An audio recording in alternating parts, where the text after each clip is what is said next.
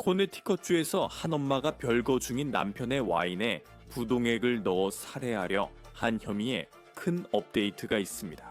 크리스틴 호건은 새로운 혐의에 직면해 있는데 이번에는 그녀의 자녀들과 관련된 사기 혐의입니다. 새로운 법원 문서가 그녀의 자녀들의 아버지가 누구인지에 대해 수년간 제기되어 온 의문에 대해 어떤 내용을 밝히고 있는지, 그리고 왜 그 의문들이 이제 새로운 혐의로 이어지고 있는지 알아보겠습니다. 저희는 로앤크라임의 사건을 다룹니다. 저는 크리스 스튜어트입니다.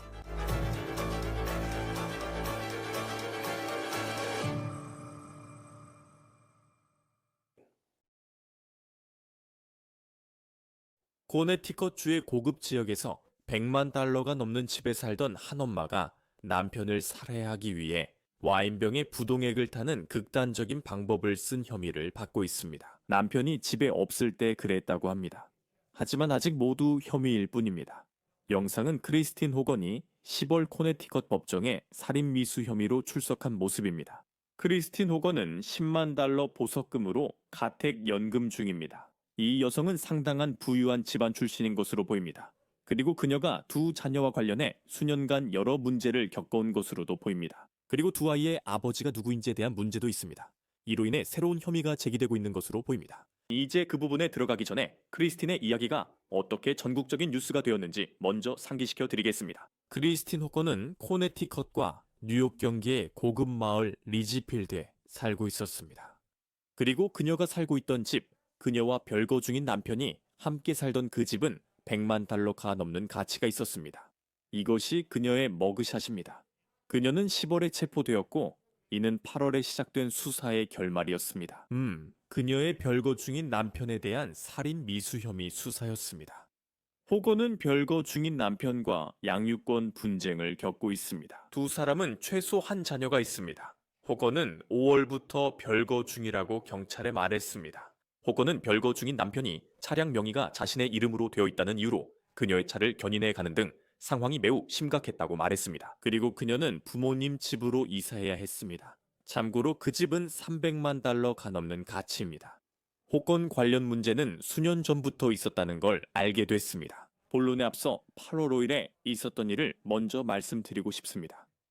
호건의 별거 중인 남편은 가족들이 집에 왔고 누군가가 와인 한 병을 가져왔다고 말했습니다. 그날 밤 와인을 남겨 마개를 닫아 보관했고 이틀 뒤 그 별거 중인 남편과 호건은 법정에 출석할 예정이었습니다. 호건, 즉 여성 쪽에서 고소장을 제출했기 때문입니다. 하지만 호건은 본인이 재판을 요청했음에도 불구하고 출석하지 않았습니다. 그 남자는 말했습니다. 그가 법원에서 호건을 기다리고 있을 때 집에 있는 와이파이 라우터로부터 호건의 휴대폰이 집안에 있다는 알림을 받았다고 합니다. 피해자로 지목된 사람이 집에 도착했을 때 호건은 그곳에 없었습니다. 그게 8월 5일이었고 이제 8월 10일로 넘어가겠습니다. 별거 중인 남편은 며칠 전 저녁 파티에서 남은 와인을 마셨다고 합니다.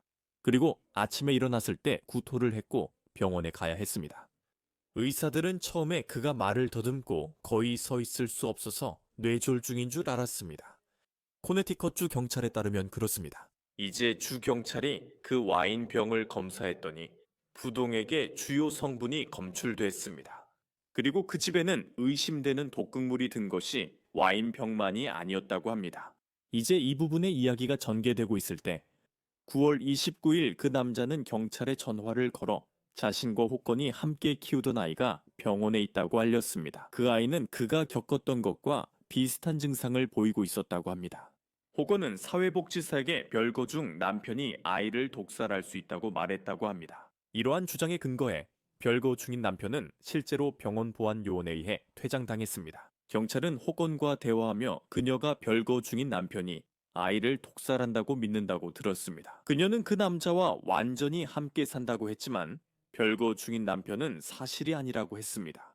하지만 그녀는 집에 완전히 출입할 수 있었습니다. 호건은 가족과 로드아일랜드에 있었기 때문에 고소장 심리에 참석하지 못했다고 경찰에 말했습니다. 그날이 바로 호건의 휴대전화가 집안에 있었다고 주장된 날이었습니다. 그런 다음 경찰은 그녀의 검색 기록에서 발견한 내용을 그녀에게 말해주었고 바로 여기서 이야기가 충격적으로 전개됩니다. 호건은 칼륨 시안화물, 칼륨 페리시안 화물, 시트르산 시안 화물, 칼륨 티오시안 산염, 그리고 모노에틸렌 글리콜을 검색한 것으로 알려졌습니다. 게다가 그녀는 그 물질들이 얼마나 많은 양이면 인용하자면 사람을 죽일 수 있는지, 와 그런 물질들을 어디서 구입할 수 있는지도 검색한 것으로 알려졌습니다. 그녀는 킬로그램을 파운드로 변환하는 등 여러 단위 변환도 검색한 것으로 전해졌으며 여기서 끝나지 않은 것으로 보입니다. 그녀는 또한 인용하자면 자진 출석하지 않을 경우 법정 심리에 대한 처벌도 검색한 것으로 알려졌습니다. 이제 이 모든 것은 호건이 그 심리에 출석하지 않은 바로 전날에 있었던 일입니다. 그 심리에는 그녀의 별거 중인 남편도 참석해 있었습니다. 이제 검색 기록에 대해 추궁받았을 때 호건은 경찰이 무슨 말을 하는지 모르겠다고 말했다고 합니다. 또한 그녀는 시아나이드만 알아들었다고 했습니다. 그녀는 사이코라는 쇼에서 그 단어를 들었다고 했으며 그 프로그램은 2006-2014년 USA 채널에서 방영됐습니다. 대화가 이어지자 호건은 기억났다고 했습니다. 따옴표를 쓴 이유가 있습니다. 그녀는 7월에 아마존에서 모네틸렌글리콜을 카페 청소를 위해 사다고 했습니다. 이어 경찰이 추가 정보를 공개했습니다. 법원 문서에 따르면 경찰은 와이파이 정보를 통해 그녀가 별거 중인 남편의 집에 있었다고 밝혔고 남편의 병원 입원 경위도 설명했습니다. 그녀가 어머니의 카펫을 청소하기 위해 주문했다고 말한 것과 같은 화학물질로 남편이 입원하게 된 것이었습니다. 그래서 그때 호건은 어느 정도 사실을 털어놓은 것으로 보입니다. 호건은 경찰에게 자신은 별거 중인 남편을 죽일 의도는 전혀 없었다고 말한 것으로 전해졌습니다. 하지만 인용하자면 정신적으로 학대했던 것에 대한 보복으로 남편을 아프게 만들고 싶었다고 했습니다. 이제 곧 그녀의 변호인들이 이 사건의 그 부분에 대해 뭐라고 말하는지 보여드리겠습니다. 호건은 와인병에 얼마나 넣었는지 재지 않았다고 진술했습니다. 그리고 그녀에게 그 의심받는 독극물을 집 안다른 곳에도 넣었는지 묻자 그녀는 그렇다고 답했습니다. 아이스티 병에도 넣었다고 합니다. 그녀는 자신의 아이를 포함해 어떤 아이도 그 아이스티를 마실 수 없었다고 말합니다.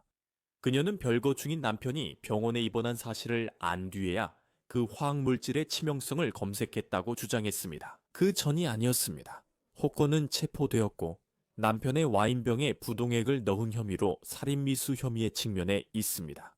또한 경찰 업무 방해 혐의도 받고 있습니다. 호건은 그 사건과 관련해 변호사들과 함께 법정에 출석했으며 변호사들은 그녀가 보석금을 내기 위해 10만 달러의 현금을 내고 있다고 밝혔습니다. 다시 한번 이 여성은 재산 많은 집안 출신으로 보입니다.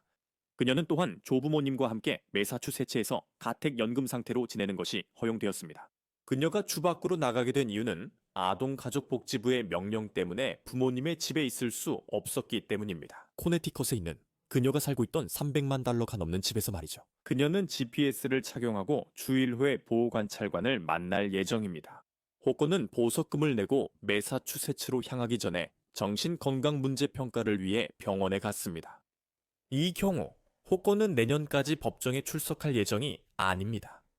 하지만 이 엄마가 직면한 새로운 사건이 있습니다. 크리스틴 호건은 12월 11일 코네티컷에서 경찰에 자수했습니다. 그리고 이것이 그녀의 새로운 머그샷입니다. 호건의 새 혐의는 위증 세건 증거 조작일 건입니다. 그 이유는 다음과 같습니다. 주 경찰은 호건을 살인 미수 혐의로 체포했을 때라고 말합니다. 경찰은 그녀가 자녀 양육권 분쟁과 관련된 그들이 기만적인 행위라고 부르는 일에 연루된 것으로 보인다고 밝혔습니다. 코네티컷 법원 기록에 따르면 그녀의 두 자녀의 아버지에 대해 큰 의문이 제기된 적이 있었습니다. 경찰에 따르면 호건은 2020년 9월 첫 아이를 낳았습니다. 법원 기록에 따르면 호건은 2020년 3월부터 2021년 10월까지 다른 남성과 결혼 중이었습니다. 경찰에 따르면 친자 확인 검사 결과 그 남성은 그녀의 첫 아이의 아버지가 아닌 것으로 나타났습니다. 그녀가 와인병에 부동액을 넣어 살해하려 했다고 알려진 별거 중인 남편이 그 아이의 아버지입니다. 호건은 2021년 10월 다른 남성과 이혼한 같은 달에 아들을 출산했습니다. 호건은 아이 아버지를 안다고 했지만 이름은 밝히지 않았다고 경찰은 전했습니다. 이로 인해 분쟁이 발생했고 DNA 검사가 요청되었습니다. 경찰은 2024년사 월 공공조사관들이 호건을 DNA 검사 약속 장소까지 따라갔다고 밝혔습니다. 조사관들은 호건이 한 소년을 데려온 것을 보고 이후 몇 시간 동안 그녀를 뒤따랐다고 전했습니다. 그 후 검사 결과가 나왔고 그녀의 별거 중인 남편이 그 아이의 아버지가 아닐 뿐만 아니라 그녀 역시 그 아이의 어머니가 아니라는 것이 밝혀졌습니다. 어떻게 그런 일이 일어날 수 있을까요? 경찰은 이렇게 말합니다. 경찰은 호건이 그 약속에 자신의 아들이 아니라 조카를 데려왔다고 주장합니다. 그래서 우리가 말하는 바로 그게 혐의가 제기된 기만 행위입니다.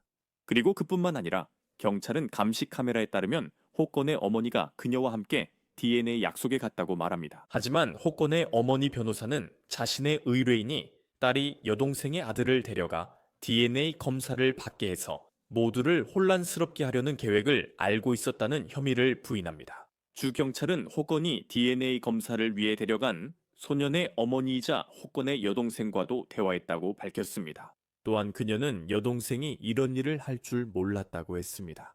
또한 그녀는 어머니가 이 의혹에 연루됐다고 믿지 않는다고 했습니다. 호건은 $50,000 보석금으로 구금됐으며 새 혐의 관련해 12월 23일 법정에 출석할 예정입니다. 이제 이 사건, 아니면 사건들이라고 해야 할까요? 왜냐하면 현재로서는 별개의 사건이기 때문인데요. 형사 변호사 에릭 페디스와 함께 좀 더 이야기 나눠보겠습니다. 로앤크라임에 항상 함께 해주셔서 감사합니다. 이 내용을 읽어보면 이미 살인미수라는 매우 중대한 혐의로 기소된 상황에서 이런 일이 벌어졌다는 게 충격적이었습니다. 와인병 사건과 달리 이번에는 그녀의 친자 확인과 별거 전 남편과의 양육권 문제까지 다룹니다. 경찰이 그녀에게 적용한 혐의를 읽고 어떤 느낌이셨나요? 크리스, 최근에 제가 느낀 건 상황이 얼마나 빨리 악화될 수 있는지입니다. 이런 분쟁의 시작이 양육권 소송일 때 상황이 얼마나 빠르게 악화될 수 있는지요? 그건 감정적으로 너무 격해져서 사람들이 터무니없는 행동까지 하게 만듭니다. 그리고 여기서 제기된 혐의들은 살인 미수뿐만 아니라 가정법 소송에서의 이러한 허위 행위들까지 포함되어 있습니다. 피고인은 스스로 더 깊은 구덩이에 빠지고 있습니다. 안타깝게도 이런 격렬한 양육권 분쟁 상황에서는 놀랄 일도 아닙니다. 이 상황을 보면 현재로서는 별개의 사건처럼 보입니다. 진행 중인 살인 미수 사건이 있고 그 사건으로 그녀는 내년에 법정에 출석할 예정입니다. 그녀는 보석으로 풀려난 상태였습니다. 하지만 이번 사건에서는 새로운 혐의로 법정에 출석하게 됩니다. 12월 23일입니다. 두 사건이 계속 별개로 남을 확률은 얼마나 되나요? 글쎄요, 만약 제가 검사라면 이 사건들을 병합할 수 있는지 검토해 볼 것 같습니다. 이 사건들은 공통된 맥락이 있습니다. 가족 간의 분쟁이 살인 미수의 동기로 보이고 바로 그 맥락에서 이러한 기만적인 DNA 전술이 사용된 것으로 보입니다. 또한 비슷한 당사자들이 관련되어 있습니다. 같은 피고인, 같은 가족이 연루되어 있습니다. 반대로 제가 변호인이라면 이 사건들을 최대한 분리하려고 노력할 것입니다. 왜냐하면 살인미수 사건의 배심원들이 DNA 사건에서 피고인의 신뢰성과 관련된 어떤 부정행위에 대해 듣게 하고 싶지 않기 때문입니다. 이런 사건들이 병합될지 여부를 결정할 때 어떤 요소들이 고려되나요? 관할 구역마다 규정이 다르며 콜로라도에서는 제가 활동합니다. 적용될 수 있는 규칙 중 하나는 궁극적인 사건을 일으킨 동일한 일련의 범죄 행위인지 여부입니다.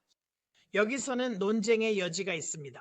DNA 관련 일은 독살 사건 주장보다 먼저 일어났습니다. 그래서 그게 합쳐질까요? 제가 변호인이라면 판사님 이 사건을 합치면 제 의뢰인에게 불리할 수 있으니 합치지 말아야 합니다. 라고 하겠습니다. 두 사건이 관련이 있더라도 배심원단이 이 DNA 내용을 들으면 살인미수 혐의에 제 의뢰인에게 불리할 수 있습니다. 그래서 변호인 측은 사건들이 최대한 분리되도록 정말 노력할 것 같습니다. 저도 만약 당신이 검사라면 살인 미수 사건에서 그녀가 어떤 사람인지 그리려고 할 것 같아요. 이 사람은 소문에 남편을 죽이려 극단적인 행동도 서슴지 않았다고 하더라고요. 그리고 그녀의 변호인 측에서는 이것이 사실 그녀와 소원해진 남편 사이에서 매우 불안정하고 독성이 강한 갈등이 오갔던 관계였다고 말했죠.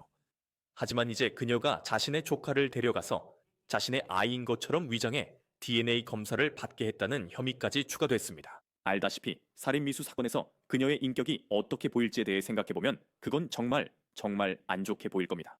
이 사건들이 병합되지 않아도 검사가 이렇게 말할 수 있을까요? 그녀는 다른 사건에서도 혐의를 받고 있으며 이것이 그녀가 저질렀다고 주장되는 일입니다. 그걸 가져와서 살인미수 혐의 사건에 추가할 수 있나요? 알다시피 사건들이 별개로 남아있더라도 한 사건의 일부 사실이 다른 사건과 관련이 있을 수 있습니다. 그래서 여기서 검사로서 배심원들에게 전체 이야기를 들려주고 싶고 처음부터 시작해서 이 일이 어떻게 점점 심각해졌는지 보여주고 싶을 겁니다. 이른바 독살 혐의가 제기되게 된 촉발 사건들은 무엇이었나요? 그리고 가사소송에서의 기만 역시 그 일의 일부입니다. 그래서 만약 제가 검사라면 저는 분명히 그 사건들을 언급하려고 할 겁니다. 그리고 또 크리스, 만약 피고인이 살인 미수 사건에서 증언을 한다면 저는 그게 이전의 기만 행위들이 증거로 채택될 수 있게 한다고 생각합니다. 그녀의 신뢰성에 영향을 주기 때문이죠. 검사들은 배심원들이 이를 알아야 한다고 주장할 겁니다. 경찰이 그녀를 DNA 검사와 관련된 이런 기만적인 행위로 고발하고 있다는 사실에 대해 어떻게 생각하세요? 그녀는 이 일로 위증 혐의와 증거 조작 혐의에 직면해 있습니다. 이 모든 것은 2024년에 일어난 일과 관련이 있습니다. 그러니까 그 일이 벌어진 지 1년 이 넘었거나 대략 1년 정도가 지난 셈이네요. 그리고 나서 그녀는 2025년에 살인 미수 혐의로 체포됩니다. 그리고 제 생각에는 코네티컷 주 경찰이 쓴 내용을 읽어보면 그게 마치 살인 미수 사건을 조사하기 시작한 후에 그들은 이런 행위들도 일어나고 있다는 것을 발견했습니다. 이 점에 대해 어떻게 생각하세요? 그런 일들이 있었는데도 그녀가 지금까지 기소되지 않았던 것에 대해 어떻게 생각하세요? 네, 그 부분은 좀 의아하네요. 경찰이 그녀가 이 DNA 문제로 법정에서 거짓말을 하고 있다는 확실한 정보를 가지고 있었다면 왜 더 일찍 기소하지 않았을까요? 그들이 기다린 것은 정부의 도움이 안 된다고 생각합니다. 변호인 측은 정부가 계속 뭔가를 추가한다. 기회는 이미 있었다고 할 것 같습니다. 만약 그들이 이것이 실제로 그녀를 기소할 범죄라고 생각했다면 그렇게 했을 것입니다. 하지만 전국적인 언론의 관심이 이 사건에 쏠릴 때까지 그렇게 하지 않았습니다. 그리고 이제 보시다시피 그들은 그녀에게 강하게 처벌을 가하려 하고 있습니다. 그래서 변호인 측에서는 이런 논리를 펼칠 수 있습니다. 만약 이 혐의들이 정당하다면 훨씬 전에 기소됐어야 한다는 공정성에 대한 주장을 할 수 있다는 것이죠. 그녀가 살인 미수로 체포됐을 때 보석금은 100만 달러였습니다. 그녀는 부유한 집안 출신인 것처럼 보입니다. 그녀가 살던 집이나 부모님 집만 봐도 그런 것 같아요. 그녀가 고용한 변호사들이나 10만 달러의 현금을 내고 보석으로 풀려난 것만 봐도 그렇죠. 그래서 그녀는 그 이후로 매사추세츠에서 가택연금 상태로 지내고 있습니다. 검사가 그녀가 와인병 사건 외에도 이런 일을 저질렀다면 이런 혐의가 그녀의 보석 조건에 영향을 줄 수 있나요? 라고 말한다면 그녀가 동시에 조카와 아이에게도 이런 일을 했다면요. 또한 경찰 문서에 따르면 그녀의 어머니와 언니는 그녀가 이런 일을 하는 걸 전혀 몰랐던 것 같습니다. 이 경찰 문서에 따르면 그녀는 몰래 아이를 데리고 DNA 검사를 받으러 갔다고 합니다. 제가 검사라면 이 상황을 근거로 그녀의 보석금을 올리기 위해 즉시 신청서를 제출할 것입니다. 그리고 그 이유가 있습니다. 보석 관련해 판사가 누구를 풀어줄지 가장 중요한 점 중 하나는 피고인이 보석 기간 동안 법원 명령을 잘 따를 수 있는지 신뢰할 수 있느냐는 것입니다. 제가 검사라면 이렇게 주장할 겁니다. 이봐요, 그녀는 이미 보여줬잖아요. 그녀는 법원의 명령을 지키지 못할 뿐만 아니라 자신의 입지를 유리하게 만들기 위해 법원을 적극적으로 속이려고까지 합니다. 따라서 그녀는 석방 시 신뢰할 수 없으며 보석금도 인상해야 합니다. 정부를 대표해서 그런 신청이 제기된다 해도 저는 전혀 놀라지 않을 것입니다. 가정법원 사건이며 많은 부분이 민사였기에 법원 기록을 살펴보면 아이들의 친자 확인을 시도하는 여러 가지 신청서들이 제출된 것을 볼 수 있습니다. 이런 일은 수년간 계속되어 왔습니다. 우리가 보고 있는 것처럼 민사법원에서 형사법원으로 넘어가는 경우가 얼마나 자주 있습니까? 놀랄 만큼 자주 있습니다. 안타깝게도 이런 이혼 사건들에서는 선을 넘어서 불법이 되는 자극적인 일들이 너무나 많이 일어납니다. 알다시피 사람들에게는 이게 정말 중요한 문제잖아요. 자기 자녀가 걸려 있으니까 원하는 걸 얻기 위해서라면 무슨 일이든 하려고 하고 때로는 너무 지나치게 행동하기도 하죠. 그런 경우에는요. 그리고 여기서는 그녀가 위증을 했다는 혐의와 법원 명령에 따라 제출된 DNA 증거의 성격에 대해 법원을 사실상 속였다는 혐의도 있습니다. 그녀는 판사가 볼 걸 알면서도 그를 속이려 했고 이는 큰 문제가 됩니다. 저는 그녀가 10만 달러 보석금을 낸 후 보석 심리가 끝난 뒤를 기억합니다. 변호사들은 이렇게 말했습니다. 그 후에 그녀는 정신건강검사를 받으러 갈 거라고 했어요. 그리고 보시다시피 저는 그녀의 정신건강 상태를 잘 모릅니다. 제 말은 분명히 어떤 거짓말이 있었다고 주장되고 있고 여러 가지 문제가 있었던 건 사실입니다. 제 말은 누군가를 죽이려고 와인병에 독을 탔다고 주장되는 상황이잖아요. 그것 자체만으로도 외부에 있는 사람들이 말할 만한 일이죠. 그런 일을 할 사람에겐 문제가 있다고들 하죠. 지금 그녀가 그 혐의를 받고 있어요. 살인 미수에서 정신건강 방어가 인정되는 기준은 무엇인가요? 알다시피 그 기준은 정말 높아요, 크리스. 영화에서처럼 사람들이 자주 정신 이상으로 인한 무죄 판결을 받는 일은 거의 없어요. 그건 현실과는 달라요. 보통 기준은 피고인이 정신질환이나 결함 때문에 자신의 행동이 잘못됐다는 것을 인식하지 못했다는 거예요. 이 정신질환이나 결함의 영향으로 옳고 그름을 제대로 구분할 수 없었다는 거죠. 그건 정말로 엄격한 기준이에요. 정신질환이나 결함이란 뭘까요? 예를 들어 조현병, 양극성 장애 같은 걸 자주 언급하죠. 저는 아직 이런 사건에서 그런 진단이 공개적으로 내려졌다는 걸 들어본 적이 없습니다. 하지만 그녀가 자신이 한 일이 잘못된 것임을 몰랐다고 말하는 것은 그녀가 저질렀다고 알려진 치밀한 속임수의 성격에 의해 그런 주장은 약화됩니다. 그녀가 조카의 DNA를 제출하며 다른 사람인 척 속였기 때문입니다. 살인 미수 사건에 관해서는 단순히 부동액 양성 반응이 나온 병뿐만 아니라 경찰에 따르면 남편의 몸에서도 그것이 검출되었습니다. 관련된 화학물질에 대한 구글 검색 기록도 있습니다. 그녀는 병원에서도 이 일에 대해 조금 이야기했습니다. 그녀에게 불리한 증거가 많아 보입니다. 그녀는 재력이 있어 비싼 변호사들이 그녀를 돕는 것처럼 보입니다. 그 변호사들은 지금 살인 미수 혐의 변호를 준비하며 무엇을 하고 있을까요? 물론입니다. 살인 미수는 당연히 매우 중대한 혐의입니다. 변호인의 입장에서 보면 하나하나 따져봐야 하고 그 구성 요소들을 살펴보면서 정말로 특정 요소에 대한 충분한 증거가 있는가라고 물어봐야 합니다. 그래서 살인 미수의 경우 그녀가 누군가를 죽이려고 의도적으로 시도했다는 것, 즉 그를 죽이려는 것이 그녀의 명확한 목적이었다는 것을 입증해야 합니다. 그리고 일부 보도에 따르면 그녀의 변호 측에서는 그녀가 당황해서 끔찍한 결정을 내렸다고 주장할 수도 있다고 생각합니다. 하지만 그녀는 단지 그를 해치고 싶었을 뿐입니다. 실제로 그의 생명을 빼앗으려는 의도는 없었습니다. 그리고 그런 내용의 보도들도 있습니다. 만약 변호 측이 배심원을 그렇게 믿게 만든다면 그건 훨씬 더 가벼운 혐의이기 때문에 몇 년 정도의 구금형이 선고될 수도 있습니다. 수십 년에 달하는 형벌과는 다르죠. 살인미수와 더 가벼운 혐의는 큰 차이가 있습니다. 변호인은 이를 배심원에게 강조할 것 같습니다. 그게 어떻게 되나요? 만약 그녀가 살인 미수로 기소되고 진술로 입증됐다고 가정해 봅시다. 예를 들어 나는 그를 죽이고 싶지 않았다 라는 식의 진술을 했다고 칩시다.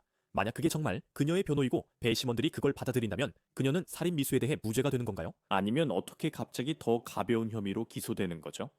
그녀가 여전히 그런 행동을 했으니까요. 이게 사실이면 와인에 부동액을 넣은 거죠. 알겠습니다. 제가 일하는 콜로라도주를 포함한 많은 관할 구역에서는 포함된 경범죄 (lesser included offense)와 포함되지 않은 경범죄 (lesser non-included offenses라는 것이 있습니다. 기본적으로 그게 무슨 뜻이냐면 누군가가 살인 미수로 재판을 받고 있는데 살인의 의도를 입증할 수 없는 경우입니다. 그러나 해를 끼칠 의도가 입증되면 이는 폭행 등 경범죄로 낮아질 수 있습니다. 이제 많은 지역에서 단순 폭행은 경범죄로 간주됩니다. 신체적 상해 의도의 폭행이었는지 등은 재판에서 세밀하게 따져볼 뉘앙스입니다. 하지만 가장 중한 혐의로 기소할 수 없어도 더 가벼운 범죄라고 해서 다른 중대한 혐의에서 벗어날 수 있는 건 아닙니다. 이제 그녀는 보석으로 풀려날 수 있었습니다. 살인 미수로 기소된 많은 이들은 재판 전까지 감옥에 머무는 경우가 많습니다. 그리고 판결 전까지 감옥에 있지만 그녀는 10만 달러 보석금으로 풀려났습니다. 많은 이들이 돈이 있으니 가능한 것이라 생각합니다. 그들은 풀려나 집에 갈 수 있고 감옥에 살지 않아도 된다고 생각하죠. 재판 중에도요. 하지만 10만 달러 현금을 못 구하는 사람이 많습니다. 피고인이 보석금을 내고 구치소에서 나와 밖에서 싸울 수 있게 되면 그건 정말 게임 체인저가 됩니다. 그러니까 봐요. 구치소에 있는 의뢰인들이 있으면 급한 정보를 이메일로 보낼 수도 없고 문자도 보낼 수 없어요. 이렇게 계속해서 소통할 수도 없죠. 게다가 제가 직접 가서 그들에게 검토할 수 있도록 실제 서류를 제출해야 해요. 시간이 좀 걸리죠. 일주일 뒤에 저한테 전화해서 이거 봤어요. 제 의견은 이렇습니다. 라고 말하죠. 반면 그 사람이 구금되지 않으면 이 모든 게 20분 만에 끝날 수 있어요. 하지만 구금 시 변호 과정이 정말 느려질 수 있습니다. 그리고 많은 이들은 그런 기회도 없습니다. 이 피고인처럼 구금되지 않고 전력을 다해 싸울 수 있는 재정적 자원을 가진 사람들은 많지 않습니다. 네, 앞으로 무슨 일이 있을지 지켜봐야겠어요. 새로운 전개로 상황이 더 복잡해졌습니다. 법원 문서를 검토하며 이 여성의 처벌 가능성과 무죄 가능성을 살펴보고 있습니다. 정말 흥미로운 이야기입니다. 앞으로를 지켜보겠습니다. 콜로라도 출신 형사 변호사 에릭 페디스였습니다. 항상 그렇듯이 로우 앤 크라임에 함께해 주셔서 감사합니다. 저희는 정말 감사하게 생각합니다. 초대해 주셔서 감사합니다, 크리스. 호건은 위증 사건으로 12월 23일 다시 법정에 출석합니다. 살인 미수 혐의는 그녀는 1월 내에 다시 법정에 출석할 예정입니다. 로우 앤 크라임에서 전해드린 사건 소식이었습니다. 유튜브와 스포티파이 구독 부탁드립니다. 저는 크리스 스튜어트였습니다. 다음에 뵙겠습니다.